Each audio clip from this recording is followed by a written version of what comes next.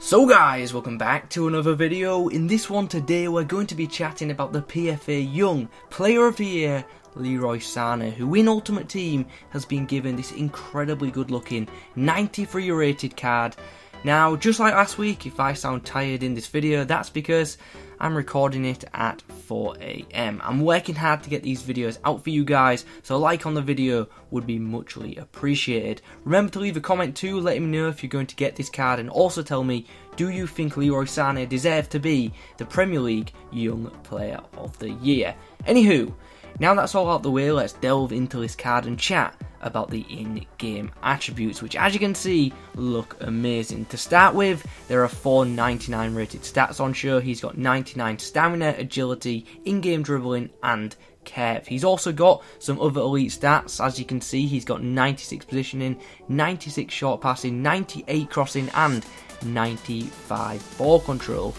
Now, in Ultimate Team this year, I have been a frequent user of Sane. I've used him pretty much all year long, and he is one of my favourite wingers in this year's game, because he just seems to be pretty overpowered, and one thing he has been great at throughout has been scoring headers. So to see this card have 94 heading, that is incredibly pleasing. It's just a shame they didn't upgrade his jumping more. Before we continue, I probably should point out that if you do want to pick up this card on a more permanent basis, it is going to cost you between 750 and 850k, which is, you know, a pretty interesting price. But if you want to pick up the loan version like I have, it's going to cost you 20k.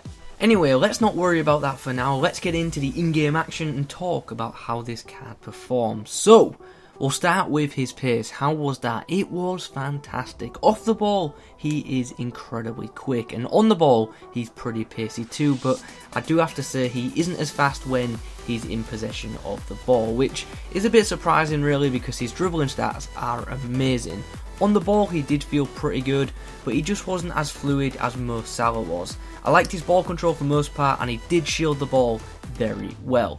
The shooting on this card is decent. He isn't the most clinical when it comes to finishing with the finesse despite the high curve, but his power shots are absolutely lethal, and with him being left footed on the left side, he can smash them power shots straight across goal.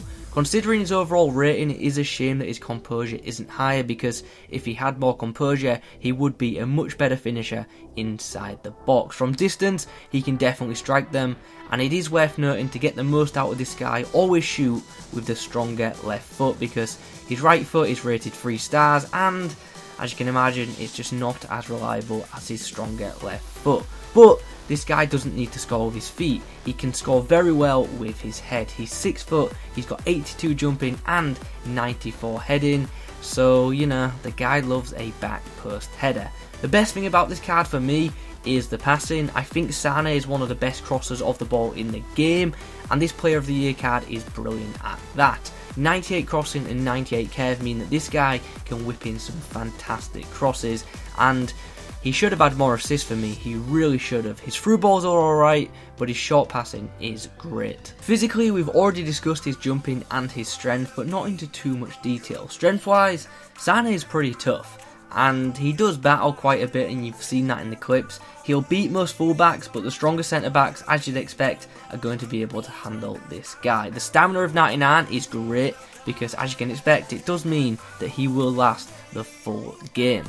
So, as we head into the summary page, what are my overall thoughts? Well, it's a pretty damn nice card, but in all honesty, I didn't find this Player of the Year Sane to be miles better than his previous Player of the Month variant. Now, that's not necessarily a bad thing, because I absolutely loved his Player of the Month card. Now, after using Sane throughout this year's FIFA regularly and talking to many players, I have noticed that some people love Sane in Ultimate Team, but some also don't like using him, and I think it all does come down to playstyle. If you like to cross, you're going to love this guy, because he's brilliant at crossing and getting on the end of crosses. But if you have a playstyle that involves dribbling inside more, I do think there are better options out there. So with all that in mind, is this card worth his current cost of over 750k? Well, as most of you know, I love Sane in FIFA 18, but I wouldn't do this SBC. I personally would wait for his team of the season, because I don't know about you guys, but I would rather spend a little bit more on a player and have him as a tradable version. I also don't think that team of the season Sane is going to cost much more than the SBC for this player of the year card, and he could even be less depending on pack weight. Anyway guys, those are my thoughts on this player of the year Sane card. I hope you've enjoyed this video. If you have, please remember to leave a like on it. Comment below if you've tried this card, let me know how it was for you, and also let me know if you've done the SBC and how you're getting on with this card. Thanks for watching guys, and as always I will catch you in the next one.